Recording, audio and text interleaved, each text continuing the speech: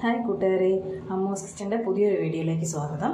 ഇന്ന് നമുക്ക് സ്പെഷ്യലായിട്ടുള്ള ഒരു കൊല്ലംകാരുടെ സ്പെഷ്യലായിട്ടുള്ള ഒരു ചമ്മന്തിയാണ് ഉണ്ടാക്കാൻ പോണത്. അതിന് വേണ്ടിയിട്ട് ഞാനിവിടെ എടുത്ത് വെച്ച് വെറും മൂന്നേ ഇൻഗ്രീഡിയൻസ് മതി നമുക്ക്. ഞാനിവിടെ കുറച്ച് ചെറിയുള്ളിയും കുറച്ച് തേങ്ങയും എടുത്ത് വെച്ചിട്ടുണ്ട്. ഇപ്പോൾ ചെറിയുള്ളിയുടെ സ്ഥാനത്ത് നമുക്ക് സവാളയാണെങ്കിലും എടുക്കാം. ഒരു സവാള ചെറുതായിട്ട് പൊടിയായിട്ട് അരിഞ്ഞെടുക്കുക. ഇപ്പോൾ ചെറിയുള്ളി ഞാൻ നീളത്തിൽ അരിഞ്ഞ് വെച്ചിട്ടുണ്ട്. നമുക്ക് നീളത്തിലോ വട്ടത്തിലോ എങ്ങനെ വേണമെങ്കിലും അരിഞ്ഞെടുക്കാം. തേങ്ങയും ചിരവി എടുത്തിട്ടുണ്ട്.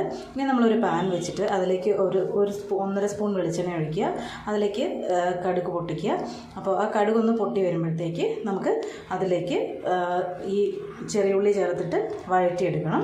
ഇപ്പം ഇതിനകത്ത് ആകെ 3 ഇൻഗ്രീഡിയൻസ് മതി. ഞാനിത് ആകെ കൊല്ലത്തുനിന്ന് മാത്രമേ കഴിച്ചിട്ടുള്ളൂ, വേറെ എവിടെ നിന്നും കഴിച്ചിട്ടില്ല. നിങ്ങളൊക്കെ ഇത് ഉണ്ടാക്കിയിട്ടുണ്ടെങ്കിലോ കഴിച്ചിട്ടുണ്ടെങ്കിലോ കമൻറ്റ് ചെയ്യണേ. ഇതേ രീതിയിലാണോ നിങ്ങൾ ഉണ്ടാക്കുന്നതെന്നും പറയണേ. അപ്പോൾ വെളുപ്പിനെ നല്ല മഴക്കാറുണ്ട്, വെളുപ്പിനെ എടുക്കുന്ന വീഡിയോ ആണ് കേട്ടോ. അപ്പോൾ കടുകൊക്കെ പൊട്ടി വന്നിട്ടുണ്ട്. അപ്പോൾ നമ്മളിതിലേക്ക് നമ്മൾ അരിഞ്ഞു വെച്ചിരിക്കുന്ന ആ ചെറിയുള്ളി ചേർത്തിട്ട് നന്നായിട്ട് ഒന്ന് വഴറ്റിയെടുക്കണം. ചെറിയുള്ളിയുടെ കൂടെ നമ്മൾ അത് ഒന്ന് വഴറ്റിയിട്ട് അതിലേക്ക് ആവശ്യത്തിന് ഉപ്പും കൂടെ ചേർക്കുക. നമുക്ക് എത്രയാണോ നമ്മുടെ ആവശ്യത്തിന്, ഇത് കുറച്ചേ ഉണ്ടാക്കുന്നുള്ളൂ, അതുകൊണ്ട് നമുക്കൊരു 1/2 സ്പൂൺ ഉപ്പ് മതിയാവും. കുറച്ച് ഉപ്പ് ചേർക്കുക. ഉപ്പും കൂടെ ചേർത്തിട്ട് നമുക്കിതൊന്ന് ചെറുതായിട്ട് വഴറ്റുക. അത് അധികം ഒരുപാട് റെഡ് കളർ ആവണ്ട, ഒരു മീഡിയം ബ്രൗൺ കളർ ആവുന്നത് വരെ നമുക്കത് നന്നായിട്ട് വഴറ്റിയെടുക്കുക. വഴറ്റിയെടുത്തതിന് ശേഷമാണ് ഇതിലേക്ക് നമ്മൾ മൂന്നാമത്തെ ഇൻഗ്രീഡിയൻറ്റ് ചേർക്കാൻ പോകുന്നത്.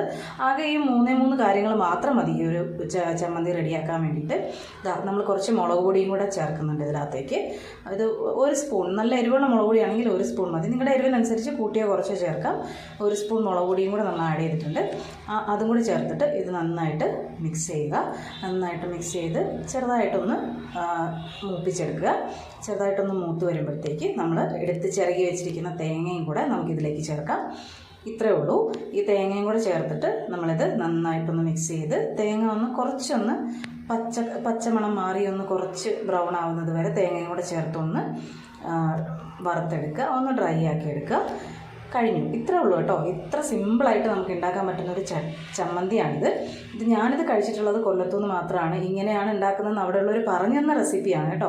നിങ്ങൾ കൊല്ലംകാരും കായംകുളംകാരും ഒക്കെ ഉണ്ടെങ്കിൽ കമൻറ്റ് ചെയ്യുക. ഇതിങ്ങനെ തന്നെയാണോ ഉണ്ടാക്കുന്നത് അവിടെ, അതോ വേറെ ഏതെങ്കിലും രീതിയിലാണോ ഉണ്ടാക്കുന്നതെന്ന് ഒന്ന് കമൻറ്റ് ചെയ്യണേ. അപ്പോൾ നമ്മുടെ സൂപ്പർ ടേസ്റ്റി ആയിട്ടുള്ള നമ്മുടെ ചട്നി റെഡി ആയിട്ടുണ്ട്. അപ്പോൾ നമ്മളിതൊരു പാത്രത്തിലേക്ക് മാറ്റിയിട്ടുണ്ട്. ഞാനിത് അവിടെ നിന്ന് കഴിച്ചിരിക്കുന്നത് നമ്മളിവിടെ കോട്ടയംകാരൊക്കെ പാലപ്പം എന്ന് പറയും. അപ്പോൾ നമ്മുടെ അപ്പത്തിൻ്റെ കൂടെയാണ്, ചിലരൊക്കെ വെള്ളപ്പം എന്ന് പറയും. ഈ അപ്പത്തിൻ്റെ കൂടെയാണ് നമ്മൾ ഈ ചമ്മന്തി കഴിക്കുന്നത്. സാധാരണയായിട്ട് ഞാൻ കഴിച്ചിരിക്കുന്നത് ഇതിൻ്റെ കൂടെയാണ്.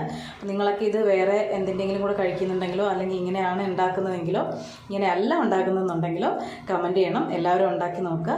അപ്പോൾ അതോടൊപ്പം തന്നെ ചാനൽ ലൈക്ക് ചെയ്യുക, ഷെയർ ചെയ്യുക, സബ്സ്ക്രൈബ് ചെയ്യുക. താങ്ക്സ്.